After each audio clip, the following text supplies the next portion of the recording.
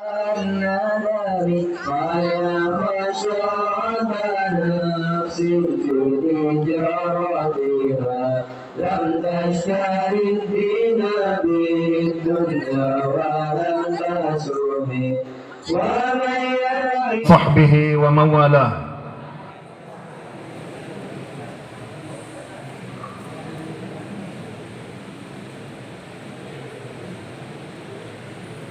من آداب مجلس علم الدين أن نجلس بأدب مستمعين منصتين لعلم رسول الله صلى الله عليه وسلم. Alhamdulillah wassalatu wassalamu ala Rasulillah. Pada pertemuan kali ini beliau Syekh Thariq Ghannam Al-Lubnani mengawali dengan memuji kepada Allah Subhanahu wa taala atas nikmat yang telah Allah limpahkan kepada kita, serta beliau juga bersolawat kepada Kanjeng Nabi, keluarganya, para sahabatnya, dan orang-orang yang senantiasa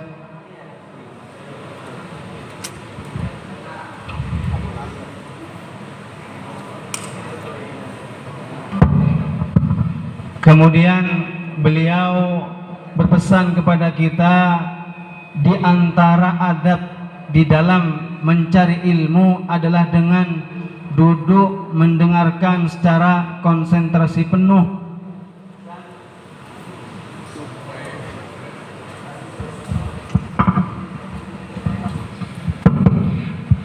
agar untuk mendengarkan konsentrasi penuh terhadap ilmu-ilmu yang akan beliau sampaikan, tentunya adalah ilmu Nabi kita Muhammad sallallahu alaihi wasallam.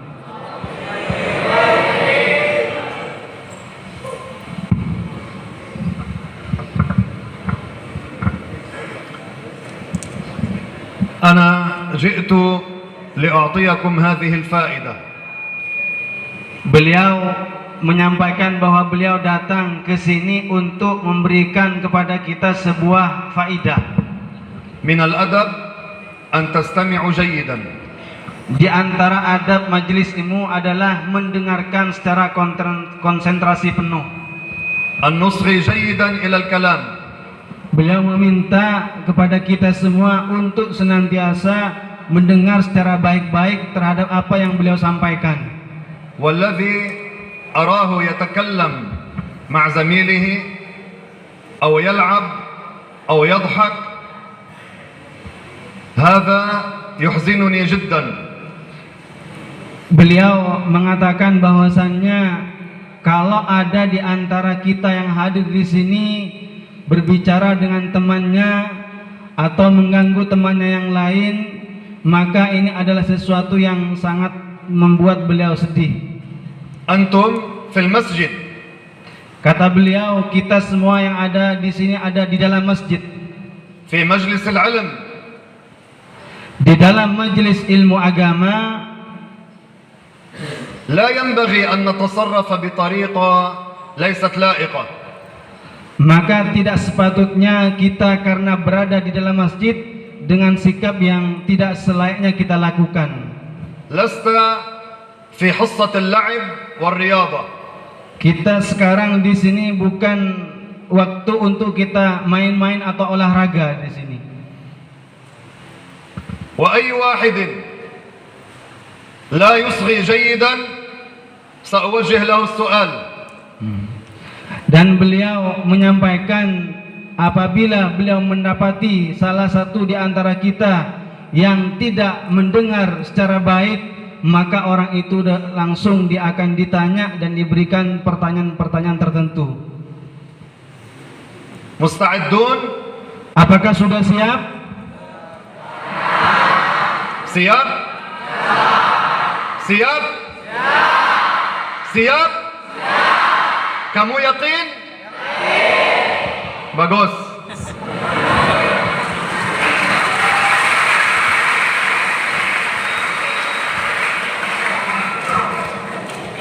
محاضرتنا اليوم عن علم العقيدة، تقوية العلم والعقيدة لأهل السنة والجماعة. Tema atau pembahasan yang akan beliau kupas pada kali ini adalah tentang penguatan ilmu akidah Ahlus Sunnah wal Jamaah. وسنشرح هذا العنوان كلمة كلمة. Dan insya Allah beliau akan menjelaskan secara satu persatu. التقوية ما معنى أن نتقوى بعلم الدين؟ Apa maksud daripada kita mumpuni di dalam ilmu agama? أن نحضر في مجالس علم الدين، Yaitu adalah dengan menghadiri majelis-majelis ilmu agama, وعلى الخصوص في مجالس علم العقيدة. dan terutama kita adalah memahami di dalam ilmu akidah. قال عليه الصلاة والسلام: يا أبا ذر لأن تغدو فتتعلم آية من كتاب الله خير لك من أن تصلي 100 ركعة، ولأن تغدو فتتعلم بابا من العلم خير لك من أن تصلي 1000 ركعة من السنن من النوافل. Rasulullah Shallallahu Alaihi Wasallam telah bersabda yang artinya, beliau berkata Rasulullah kepada sahabat Abu Dzarrin, wahai Abu Dzarrin, jika engkau pergi di pagi hari untuk mempelajari satu ayat Al-Quran, maka sungguh itu lebih mulia pahalanya daripada melaksanakan 100 rakaat salat sunnah. Wahai Abu Dzarrin, jika engkau pergi di pagi hari untuk belajar satu bab ilmu agama, maka sungguh itu pahalanya lebih baik, lebih agung daripada pahala melaksanakan sholat sunnah sebanyak 1000 rakaat. إذا تعلم بابا من أبواب علم الدين. Jadi apabila ada seseorang mempelajari satu bab dari ilmu agama, كباب الوضوء أو الأذان أو التيمم، خير له من أن يصلي 1000 ركعة من السنن. semisal atau seperti orang yang belajar tentang bab wudu atau tentang azan atau tayamum, maka pahala yang akan diperoleh sungguh lebih besar dan lebih agung daripada melaksanakan sholat sunnah sebanyak 1000 rakaat. وأفضل العلوم علم العقيدة. Dan perlu diketahui bahwa ilmu yang paling utama adalah ilmu akidah. اسمعوا هذه الآية جيدا وسنعيد لنحفظ إن شاء الله تعالى. Perhatikanlah apa yang beliau akan sampaikan dan insya Allah kita akan mengulang sama-sama tentang apa yang beliau sampaikan. يقول الله تعالى: فاعلم. هذا خطاب لسيدنا محمد صلى الله عليه وسلم. فاعلم أنه لا إله إلا الله واستغفر لذنبك وللمؤمنين والمؤمنات. رسول الله يعلم أنه لا إله إلا الله قبل نزول الآية، فقال العلماء: هذه الآية إشارة لأهمية علم العقيدة. Allah Subhanahu wa taala menyatakan dalam Al-Qur'an yang artinya, wahai Muhammad, fa'lam annahu la ilaha illallah wastaghfir li dzambika walil mu'minina wal mu'minat. Para ulama menyatakan bahwa kalimat fa'lam ini menunjukkan bahwasannya Rasulullah Nabi kita Muhammad sallallahu alaihi wasallam sebelum turun kepada beliau wahyu kenabian, beliau sudah tahu bahwa satu-satunya zat yang berhak disembah adalah Allah Subhanahu wa taala. Terus apa yang ditunjukkan daripada ayat ini? Kata para ulama, ini menunjukkan pentingnya ilmu akidah. الآن نعيد جماعة sama-sama. Beliau meminta kita untuk mengulang sama-sama.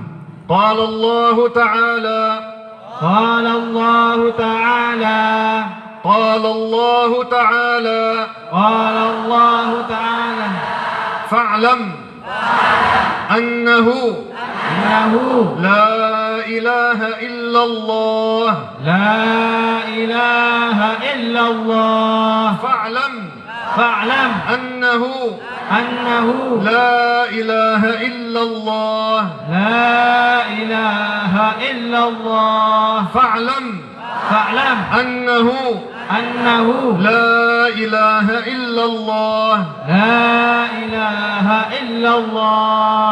Lagi, qala Allah Ta'ala. 1, 2, 3.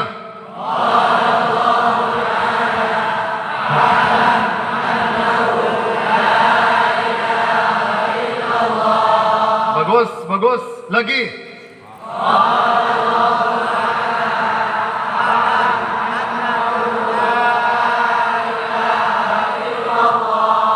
Lagi.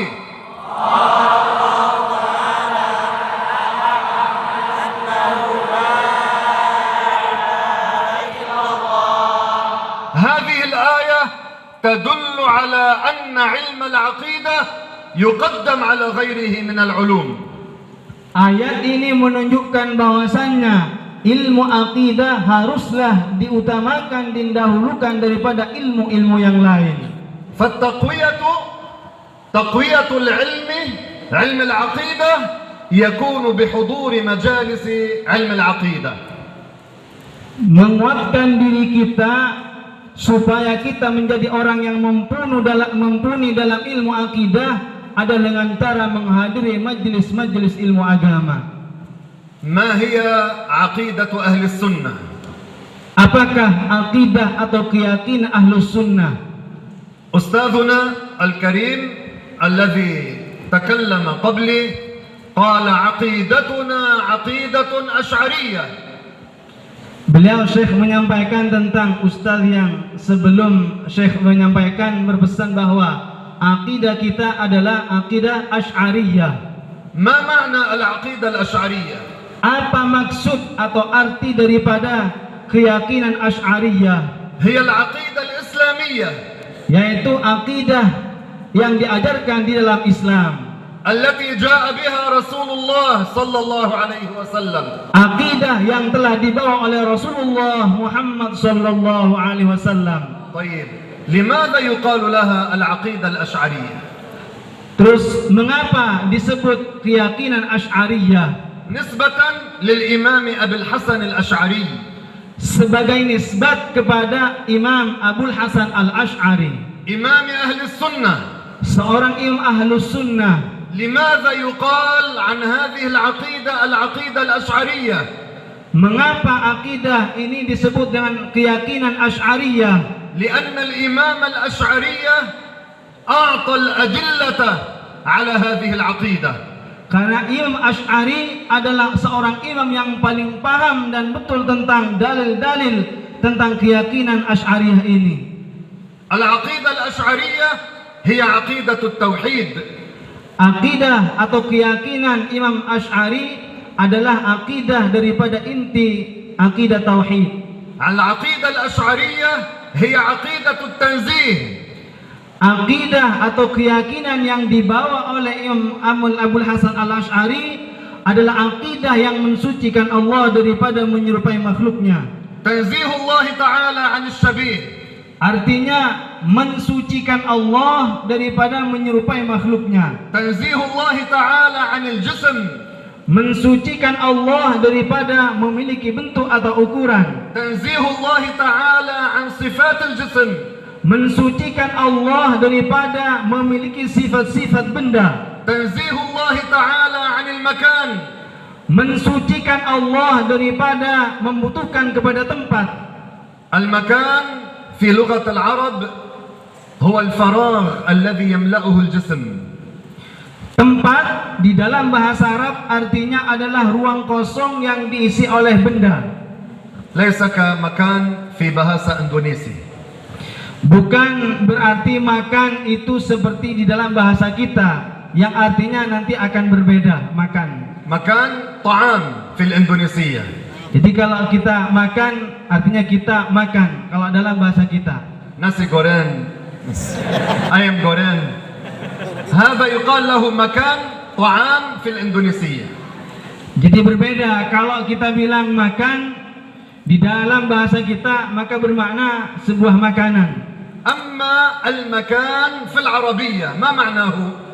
Tetapi kalau tempat makan di dalam bahasa Arab maka bermakna ruang kosong yang diisi oleh benda.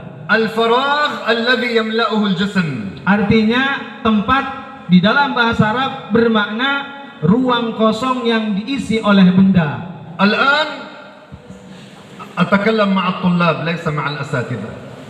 Jadi beliau sekarang akan berbicara langsung dengan mahasiswa. الطلاب يقفون. Yang coba kalian semuanya para santriwan, semua mahasiswa berdiri kecuali yang para asatid tidak perlu. Silakan berdiri semuanya. قيام. Berdiri, silakan semua berdiri. كل الطلاب يقفون والطالبات. Yang di luar juga mahasiswi silakan berdiri.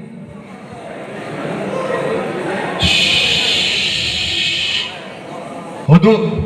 Jadi jangan ribut. لا أحد يصدر أي صوت. Tidak perlu berbicara.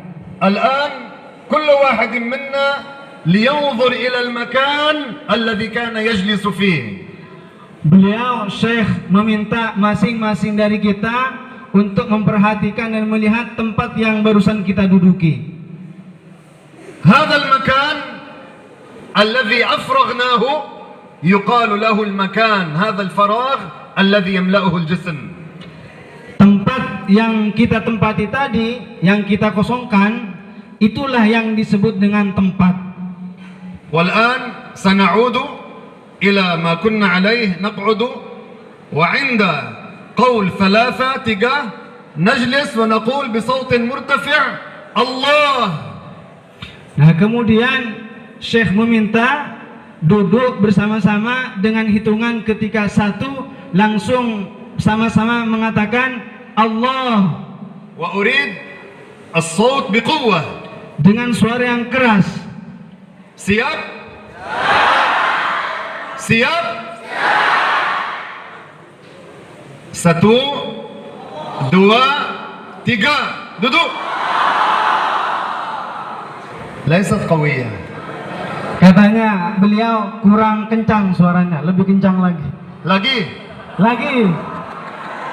Yang keras. ليست قوية. نريدها قوية.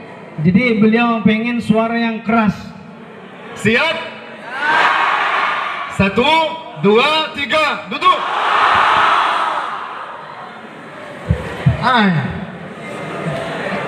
ليست كافية. Katanya, kata beliau sebenarnya belum cukup, masih pengen yang lebih kencang lagi. Lagi.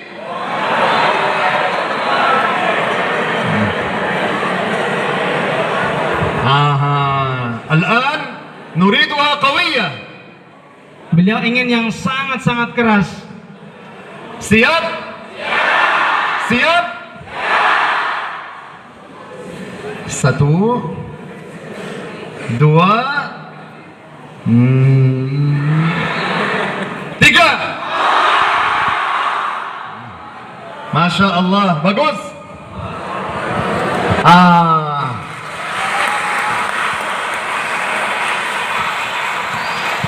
الآن ماذا عملنا؟ Jadi kata Syekh, setelah apa yang kita lakukan semuanya, apa yang telah kita perbuat, apa yang telah kita lakukan barusan. هذه الحركة أثناء الدرس تنشط الطالب. Kata beliau, Syekh, gerakan yang barusan kita lakukan ini membuat kita semakin semangat ketika kita belajar. المكان في لغة العرب هو الفراغ الذي يملأه الجسم. Jadi tempat di dalam bahasa Arab artinya adalah ruang kosong yang diisi oleh benda. أنا الآن سأسألكم وأريد جوابا بصوت واحد لكن لا نجيب إلا بعد أن نسمع السؤال بالإندونيسية. هناك أنت هذا اسمه kamu. Ya, jadi Syekh akan bertanya kemudian jangan langsung dijawab kecuali setelah mendengar pertanyaannya secara baik-baik. لا أريد أن أرى أحدا يتكلم مع الآخر.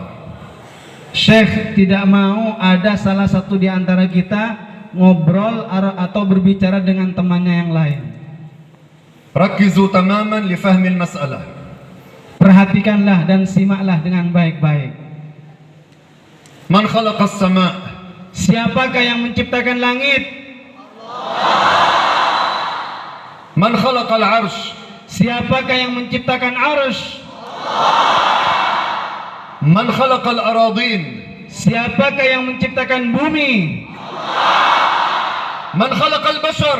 Siapakah yang menciptakan manusia? من خلق الملائكة؟ Siapakah yang menciptakan para malaikat? من خلق الجن؟ Siapakah yang menciptakan jin? من خلق كل الأماكن؟ Siapakah yang menciptakan semua tempat? فإذا الله تعالى كان قبل كل شيء. Jadi Allah Subhanahu wa taala ada sebelum adanya segala sesuatu ada. والله تعالى لا يتغير. Dan Allah taala tidak berubah. نحن نتغير. Kitalah yang berubah. كنا أطفالا صغارا. Kita semuanya pasti dulu masih dalam kondisi kecil. ثم صرنا نكبر شيئا فشيئا. Kemudian semakin hari terus bertambah besar. الله تعالى يغير ولا يتغير. Allah Subhanahu wa taala zat yang merubah tapi tidak pernah berubah. كان ولا مكان. Allah ada sebelum adanya tempat, وبعد أن خلق المكان dan setelah Allah menciptakan tempat, الله لا يتغير. Allah Subhanahu wa taala tidak berubah. فهو موجود بلا مكان. Jadi Allah Subhanahu wa taala ada tanpa membutuhkan kepada tempat. الآن نعيد جماعة. Beliau meminta kita semua untuk mengulang bersama-sama. الله أداة tempat-tempat. Allah ada tempat-tempat. الله أداة tempat-tempat. Allah ada tempat-tempat. الله أداة Allah ada tempat-tempat. الله موجود بلا مكان. الله موجود بلا مكان. الله أداة tempat-tempat. Lagi 1, 2, 3. Allah ada tempat-tempat. الله موجود بلا مكان. Bila makan. الله موجود بلا مكان. هذه هي العقيدة الأشعرية. Inilah keyakinan Imam Abul Hasan Al-Asy'ari. لأن من اعتقد أن الله يسكن السماء هذا ليس بمسلم. Karena barang siapa yang meyakini bahwa Allah menempati langit, maka ia bukanlah seorang muslim. لماذا نرفع الأيدي إلى السماء عند الدعاء؟ Mengapa kita saat berdoa mengenangkan tangan ke atas langit, menghadapkan tangan kita ke atas langit? السماء مهبط الرحمات. Karena langit merupakan tempat turunnya rahmat. منها نزل القرآن. Kemudian di antaranya yang turun dari langit adalah Al-Quran. ومنها ينزل المطر. Begitu juga seperti air hujan. والله تعالى جعلها مسكنا للملائكة. Langit Allah Subhanahu wa taala menjadikannya sebagai tempat tinggal bagi para malaikat. وجعلها قبلة للمسلمين في دعائهم. Dan Allah menjadikan langit sebagai kiblat bagi orang-orang muslim. الله تعالى لا يحتاج للسماء. Allah Subhanahu wa taala tidak butuh kepada langit. لأن الذي يحتاج لغيره لا يكون إلها. Karena yang butuh kepada yang lainnya tidak layak dijadikan sebagai Tuhan. اثبتوا على هذه العقيدة. Jadi tetaplah kita semuanya dalam akidah ini. هذه عقيدة أجدادكم. Malaysia. هذه عقيدة أجدادكم. Ini adalah keyakinan kakek atau kakek-kakek kita. هذه عقيدة علماء إندونيسيا القدامى. Ini adalah keyakinan para ulama-ulama terdahulu di negara kita. كالشيخ محمد هاشم أشعري رحمه الله تعالى. seperti Kiai Muhammad Hasyim Asy'ari, semoga Allah merahmatinya. الشيخ محمد هاشم أشعري كان حريصا على تعليم هذه العقيدة. Kiai Muhammad Hasyim Asy'ari betul-betul memiliki perhatian besar untuk menyebarkan akidah ini. وأسأل الله تعالى لكل واحد منكم أن يكون عاملا على نشر عقيدة أهل السنة. Dan beliau Syekh berdoa memohon kepada Allah Subhanahu wa taala agar masing-masing dari kita Allah jadikan sebagai orang yang semangat untuk menyebarkan akidah Ahlus Sunnah. وأن يكون هذا المعهد منارة لنشر علم أهل السنة. Dan beliau juga berdoa kepada Allah Subhanahu wa taala mudah-mudahan pondok ini sebagai menara tentang akidah Ahlus Sunnah wal Jamaah. وأن يعين الشيخ صاحب المعهد على ذلك. Dan mudah-mudahan Allah Subhanahu wa taala senantiasa memberikan pemeliharaan dan penjagaan kepada kiai mudir pondok ini. أنا أحب لكم الخير. Beliau Syekh sangat suka bagi kita semua untuk senantiasa memperoleh kebaikan. لذلك أردت أن يركز الجميع في هذا الدرس. Oleh karenanya beliau meminta dari awal barusan agar masing-masing dari kita untuk senantiasa konsentrasi. عقيدة المسلم الله تعالى ليس كمثله شيء. Akidah seorang muslim adalah meyakini bahwa Allah tidak menyerupai sesuatu pun dari makhluknya. وأنبهكم في آخر هذا الدرس. Dan di akhir pelajaran pada kali ini beliau akan berpesan, الكتب الشرعية والدفاتر التي كتب عليها الأحكام القرآنية هذه يجب تعظيمها. pesan beliau, kitab-kitab yang berisi tentang ilmu syara atau ayat-ayat Al-Quran ini wajib untuk dimuliakan dan diagungkan. إذا كنا في المسجد Apabila kita berada di masjid, يجوز أن نضع هذه الكتب والدفاتر على الأرض. jadi boleh bagi kita untuk meletakkan kitab-kitab atau buku-buku yang berisi ilmu syara di atas lantai. لكن لا يجوز أن ندوس عليها. Akan tetapi yang tidak boleh adalah menginjak buku-buku tersebut. ولا يجوز أن نجلس عليها. Dan tidak boleh juga kita duduk di atas kitab atau buku-buku tersebut. تنبهوا لهذا الأمر جيدا. Jadi betul-betul kita memperhatikan hal semacam ini. بارك الله فيكم وأحسن الله إليكم وجمعنا الله وإياكم في الفردوس الأعلى وسبحان الله والحمد لله والسلام عليكم ورحمة الله تعالى وبركاته. Waalaikumsalam. Sebelum saya mengakhiri sebagai selaku penerjemah, kalau ada kata-kata yang kurang berkenan atau salah dalam menerjemahkan, saya mohon maaf. Assalamualaikum warahmatullahi wabarakatuh.